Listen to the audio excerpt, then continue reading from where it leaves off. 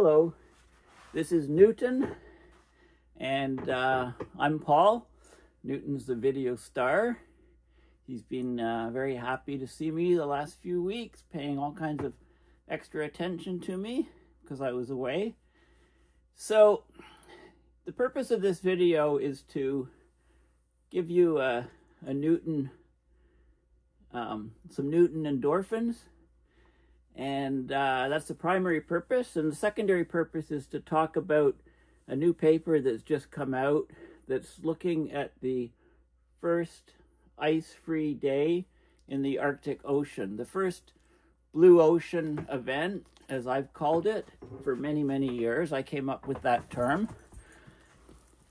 So this paper is interesting because previous studies have looked at when we have a full month without ice in the Arctic Ocean. No ice is defined as less than 1 million square kilometers.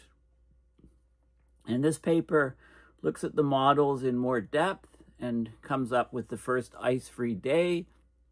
And then given that happens, what conditions are required for it to happen, and like what preconditions, what would the previous summer be like, what would the fall conditions be like, where ice is forming, winter, how many outbreaks of warm air into the Arctic in the winter would occur, etc., things like that. So preconditions for this blue ocean event. So it's a very interesting study, and I'm going to talk about the paper in some detail. So on X/Twitter and also on Blue Sky and other places, on my LinkedIn account and also on Reddit, I'll be posting links to this video. This is a post where, countdown to an ice-free Arctic, new research warns of accelerated timelines. Colorado University. The first ice-free day in the Arctic Ocean could occur before 2030. That's the bottom line, basically. So let's have a look at the press release from University of Colorado Boulder. Countdown to an ice-free Arctic. New research warns of accelerated timelines. Okay, so the first summer on record that melts practically all of the Arctic sea ice, an ominous milestone for the planet. I call it a blue ocean event. It could occur as early as 2027. Okay, so they used 2023 as a baseline, and they projected out to see how many years before we had this first blue ocean event.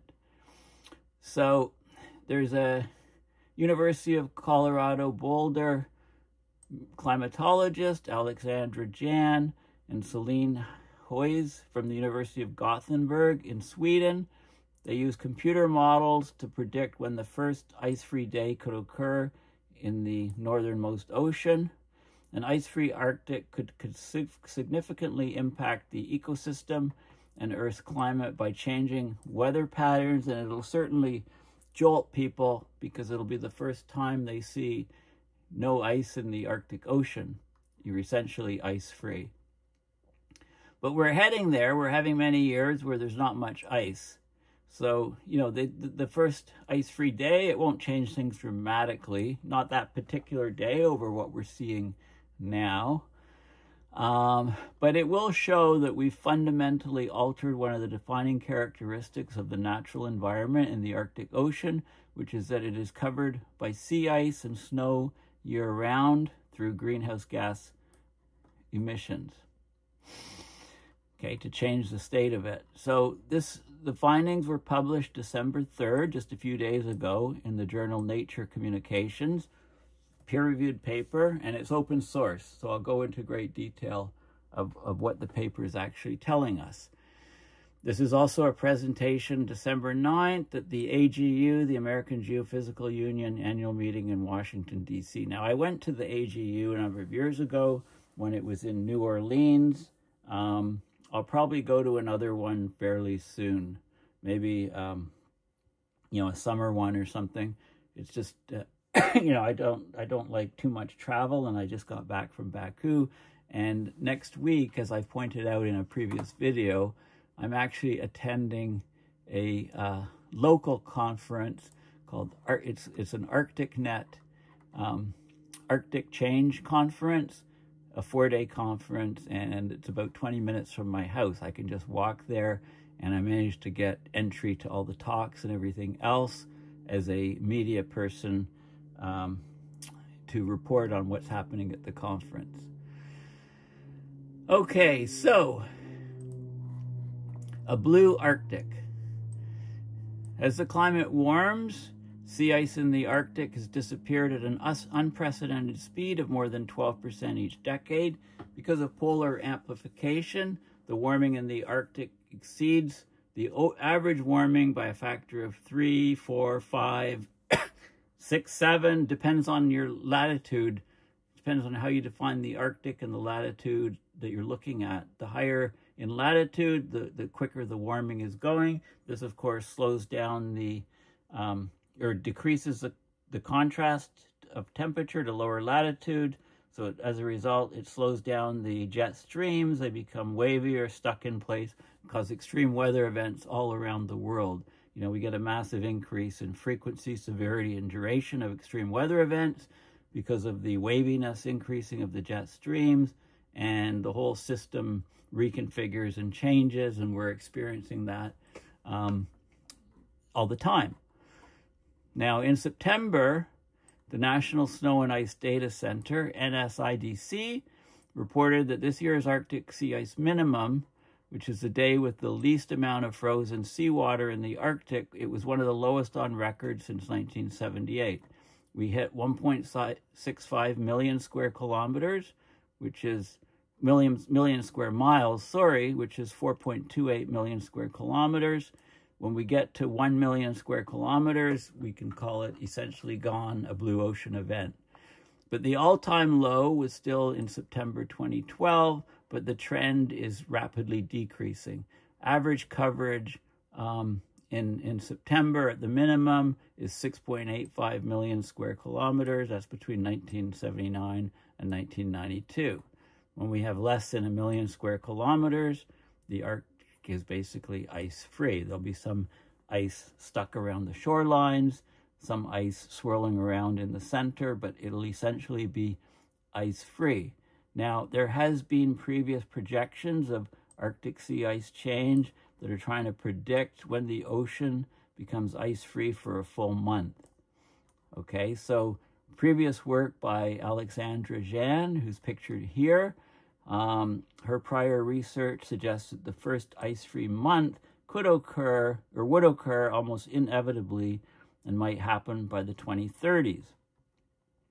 As the tipping point approaches, the question became, when will the first summer day that melts virtually all of the Arctic sea ice occur, right? Because the first ice-free day is a condition that's a lot easier to reach than the first ice-free month. And we have to have an ice-free day first, obviously, before, and an accumulation of ice-free days to have an ice-free month. So this is a less stringent condition than a full month. And also, what events would lead to this melting of the sea ice? Like, what specific events would precondition the ice to disappear so we have the first ice-free day? Okay, this is just an image showing Arctic sea ice, and it's melting as a result of climate change much faster than it was before. So what they did in this study is they looked at the first ice-free Arctic day. They used output from over 300 computer simulations. Most models predicted that the first ice-free day could happen within 9 to 20 years after 2023. So that would be by 2032 to 2043, regardless of how humans alter their greenhouse gas emissions. The earliest ice-free day in the Arctic Ocean could occur, it occurred in some of the models within about 3 years by 2026. Of course, it's an outlier, it's an extreme scenario, but it's possible based on the models. In fact, there were 9 simulations of the total that suggested that an ice-free day could occur within 3 to 6 years of 2023. So between 2026 and 2029. A series of extreme weather events could melt 2 million square kilometers or more of sea ice in a very short period of time. So when it goes, it's going to go very quickly. An unusually warm fall first weakens the sea ice. Okay, so that it continues to melt out into the fall. It doesn't form as easily. If we have a very warm Arctic winter, it doesn't form properly. And an early spring, then the sea ice melts out quickly. When those conditions apply, we get, and if we get like extreme warming like this for 3 or more years in a row, then the first ice-free day could happen in late summer, the subsequent year. So we've already seen these kinds of warm years. Like in March 2022, areas of the Arctic were 50 Fahrenheit warmer than average. Areas around the North Pole were nearly melting. This is in the spring of 2022. With climate change, the frequency and intensity of these extreme weather events, these warming events in the Arctic, will only increase. Now, sea ice protects the Arctic from warming because it reflects incoming sunlight back into space, right? So when there's less reflective ice, the albedo is lower. We get the dark ocean waters there. They absorb more heat from the sun. That increases the water temperature, increases the temperature of the Arctic, the moisture in the air. Of course, warming in the Arctic changes the wind and ocean current patterns, leads to extreme weather events around the world via the jet streams, right? Okay, so let's have a look at the actual peer-reviewed paper here. And this is open source. I encourage you to go to this article here. Just Google the title or follow me on Twitter or Blue Sky or somewhere else where I posted links to my video, and look at the article, look at the, download the peer-reviewed scientific paper that's in Nature Communications and not behind a paywall. So basically, the first ice-free day in the Arctic Ocean could occur before 2030.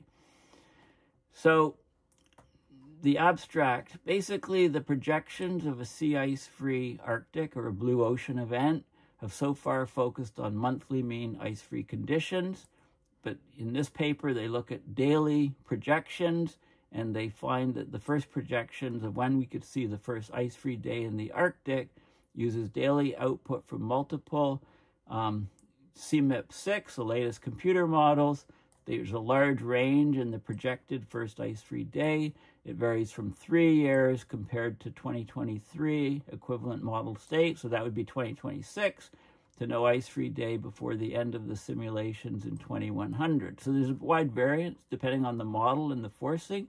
So they used a storyline approach, they say, to focus on 9 simulations where the first ice-free day occurs within 3 to 6 years before 2030, to understand what would cause such an unlikely but high-impact transition to the first ice-free day.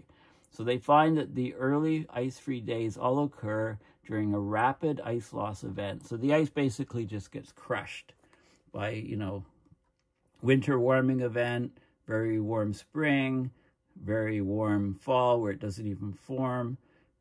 So basically strong winter and spring warming, and it could crush the ice, and then we have our ice-free Arctic for a day, and then it could extend over many days, okay? So this is what they're looking at. So we'd have a visible transition from a white Arctic Ocean, right, covered in sea ice, to a predominantly blue Arctic Ocean during the summer. So I coined this term blue ocean event many, many years ago. I think I was the first one to do it. You need to look back in the history of when I first started talking about it, but it was over a decade ago. Don't know when exactly. I'd have to research it. Yeah, so the Arctic Ocean would have a sea ice area of less than 1 million square kilometers, which is commonly used as the ice-free threshold. Okay, it would have a cascading effect on the rest of the climate system when this happened. We'd get a warming of the upper enhancement, an increase in the warming of the upper ocean in the Arctic. We'd have accelerating sea ice loss year-round, maybe get a blue ocean event year-round eventually. Within 5 to 10 years, I argued, of a first blue ocean event. and that would further accelerate climate change. We'd get more extreme events, the jet streams would be more contorted, and we'd have more and more extreme weather events.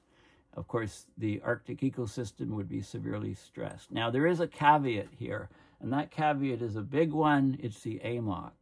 Okay, if the AMOC brings tremendous amounts of heat to high latitudes, if the AMOC shuts down, then the Arctic will cool rapidly and ice will extend perhaps as far as Europe, UK, and it will cause temperatures to plummet in Eastern Europe and also in Western Europe and also in Eastern North America. So there's a huge caveat, and it's not mentioned at all in this paper. This paper assumes that the AMOC doesn't collapse. So we're in a race here. The AMOC could collapse at any moment, meaning that we're not going to see a blue ocean event for quite a while. We're going to get a whatever happens, we're getting wrenching changes in the climate system, the way that heat is transferred around the planet in both the atmosphere and oceans. Huge effects, and it might be very difficult to grow food, and it will be very difficult to grow food in certain parts of the planet. Okay, so the current projections from climate models suggest that that's a caveat. The AMOC doesn't collapse is the assumption of this paper, but it should be stated. It's not stated explicitly in this paper, but that's what they're assuming, because that throws a wrench in all of these simulations, etc. So the current projections from climate models suggest that the first monthly mean September sea ice area at or below 1 million square kilometers could occur by 2050, but there's large uncertainty due to model biases and internal variability. But before we reach ice-free conditions for a full month, we'll see an ice-free day, right? So this is what they're trying to do to fill the gap. They're trying to look at the models at more detailed temporal scales to daily to see when we get the first ice-free day, okay? So this is what they did using state-of-the-art models, and they also looked at what would trigger this. So in these storylines where the first ice-free day happens in 3 to 6 years, they looked at final year triggers, the previous year, and that would be winter warm air intrusions, spring blocking, so, heat waves in the spring, and summer storms moving the ice around and destroying lots of ice quickly.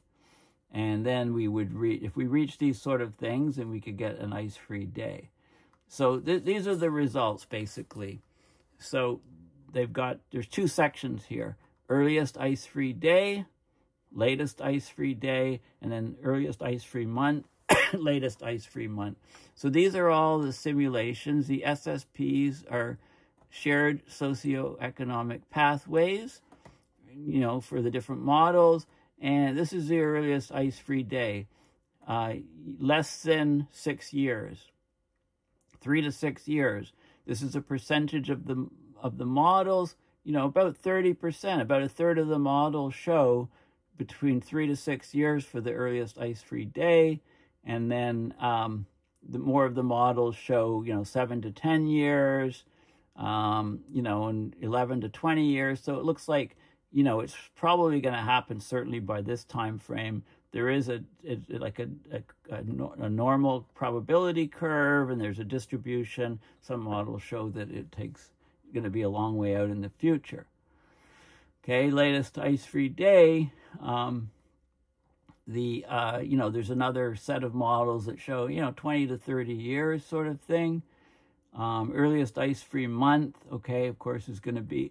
There's some that show we could have a whole ice-free month within 6 years, but most of the models are showing 7 to 10 or 11 to 20 or 21 to 30 years for a complete ice-free month.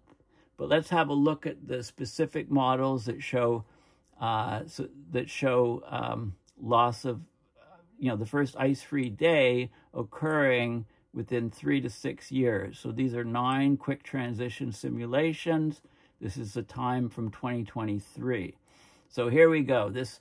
This model here shows that it would be 6 years, so 2029, we'd have 1.7 Celsius of warming by that year. This is warming. This is, I guess this is global average temperature warming, because the warming is much, much greater in the Arctic, right? Because it's, you know, it's warming 3, 5, 7, 9 times faster in the Arctic than the global average, right? So very, very warm days in the Arctic. This model, it shows August 11th for the first ice-free day in 2029, and then the ice-free for 53 days. Less than 1 million square kilometers of ice in the Arctic Blue Ocean event. Okay, this model shows it could happen in 4 years, you know, at 1.5 Celsius, September 9th to be the first ice-free day, and ice-free for 12 days. Okay, you get the picture. So this is the quickest one. 3 years. This could happen in 2026 with 1.7. Well, we're 1.6 this year, so we're getting very close. First ice-free day, August 26th, and then ice-free for 25 days. So you get the picture, okay? So within 3 to 6 years, with temperature warming, you know, close to what we're seeing right now already in 2024, we're going to push 1.6. Right? It could get actually warmer, you know, strong El Nino year, a bit of extra heat, warming, you know, that can basically bring us to an ice-free condition in the Arctic, you know, and, you know, the duration is from about 11 days to about 53 days, okay, is the spread. So, you know, about, just a couple of weeks of ice-free up to, you know, almost not quite 2 months of ice-free. Okay, so those are the models, and they're graphed. Each of these specific quick melt transition simulations are depicted here. You know, how the ice collapses to an ice-free situation. Okay, for each of these different models. So very abrupt drop, you know, abrupt change, abrupt rapid transition to the ice-free state. Okay, now they talk about the final year triggers. So what happens in the previous year before the ice-free condition? Summer, September or August, you have winter warm air intrusions. That's caused by the jet stream becoming so wavy that we get a strong ridge going right up into the Arctic in the middle of the winter in complete darkness and warming it. We've seen that happen already. Spring blocking, meaning we get massive heat waves in the spring and huge ice melt in the spring. Summer storms, which wreak havoc on the ice. We've seen all of these sort of triggers. If they happen simultaneously for a few years in the row, then that preconditions a sea ice for an ice-free day, which could happen within 3 years. Most years leading up to the year of the first ice-free day have a delayed atmospheric cooling in the autumn, warm spells all the way to December, consistent with the delayed and reduced sea ice formation. A series of events in the last winter, the spring, and the summer finish weakening the ice both dynamically and thermodynamically. So just this is movement of the ice, right? Wind patterns can move the ice and blow it to lower latitudes and melt it out, or just heating, leading to the first ice-free day. For all these cases where we get preconditioning, the last winter before the first ice-free day is very warm. This final winter warmth is anomalous compared to the previous years over the central Arctic Ocean in all cases. There's a strong warm anomaly north of 80 north. Maximum air temperatures exceed the spring transition temperature of -20 Celsius all winter long, most often in association with strong high pressures like strong ridges, sometimes in association with strong low pressures due to a warm air intrusion. The warmth and high pressure persist into the spring for all 9 simulations with 2 different patterns. There's a year where the spring warming is shifted up to 1 month early. So that's where the case that becomes ice-free fastest, or a year that's not extreme but it's more stable, so it has fewer cold spells than usual. Okay, heat waves with maximum temperatures exceeding The melting point, 0 Celsius, are common in that last spring, lasting for several days because the warm air is blocked over the central Arctic by a high-pressure system. So most of these are crazy, wavy, jet stream-induced heat waves up in the Arctic. The last summer is warm to very warm for all quick transition simulations, with temperatures that can exceed 10 Celsius from day 151 in the year, which is late May, onwards. And so they're looking for patterns. So you get storms crossing the Arctic in 6 of the 9 simulations. So this is basically showing the year where we'd have ice-free thresholds occurring. And this would be the ice-free threshold of 1 million square kilometers. This would be the last year before the ice-free day. So, you know, getting very, very close. This would be the first year below 2023. And okay, so you can see, you know, some of the conditions that we will see. So when we start seeing these conditions in succession in the Arctic, then watch out. We're probably going to have an ice-free day, a blue ocean event in the Arctic. And again, I must stress that this is assuming that the AMOC holds up, because if the AMOC gives way and collapses, which is a very high probability, according to Stefan Ramsdorf, you know, he's saying, what, 50% probability, but he didn't give a time frame when he said 50%. Before he thought it was a few percent probability. So this is becoming a big risk, the AMOC. And that will throw a wrench in all this because it will overweigh. The AMOC collapses, we're not going to see this ice-free event for a long time, this blue ocean event in the Arctic. Okay, so there's simulations.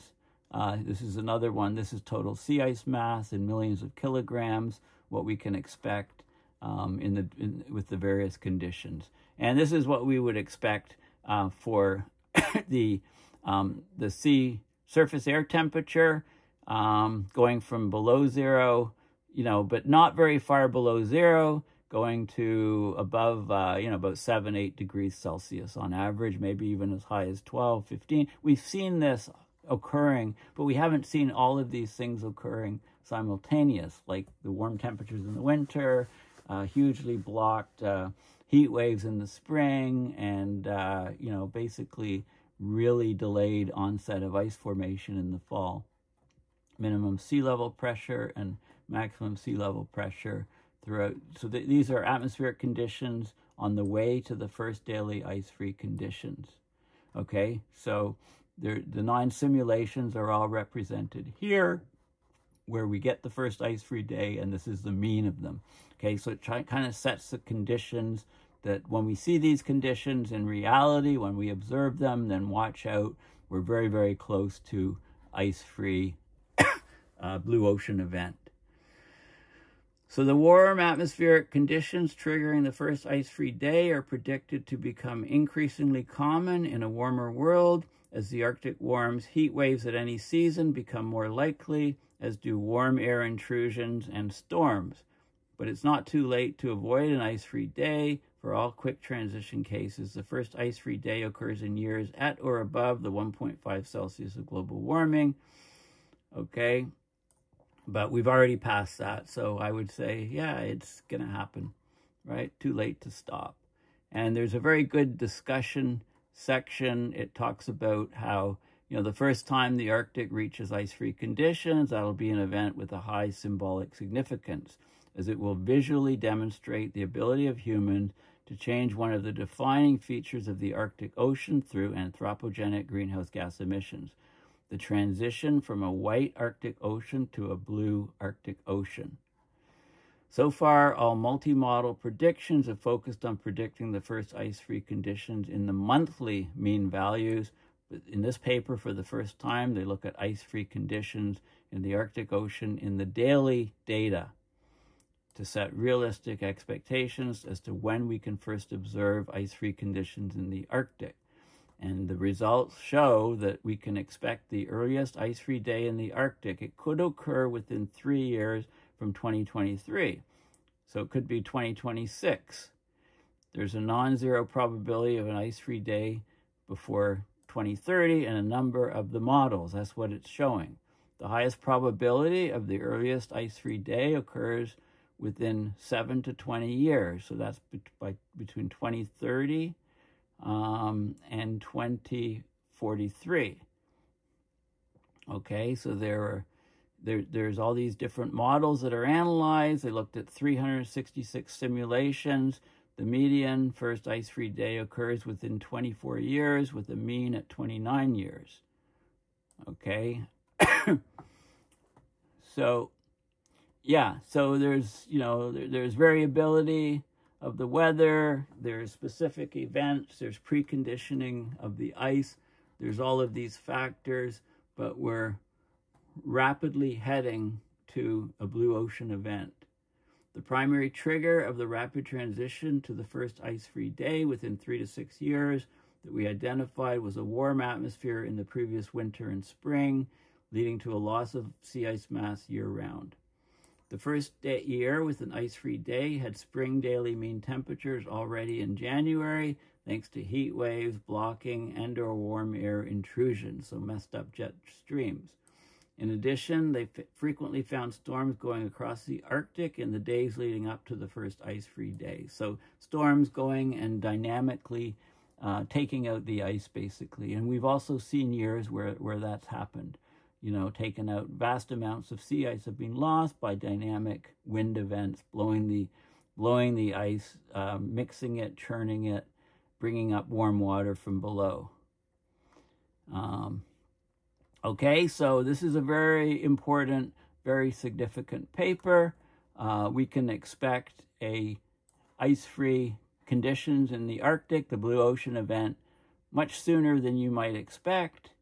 The caveat is that the AMOC holds up and doesn't collapse, because this whole paper, like I said, I keep emphasizing this over and over. All bets are off on blue ocean event if the AMOC gives way and collapses. It's a real tug of war in the climate system. It throws a lot of uncertainty into things. Anyway, thank you for listening.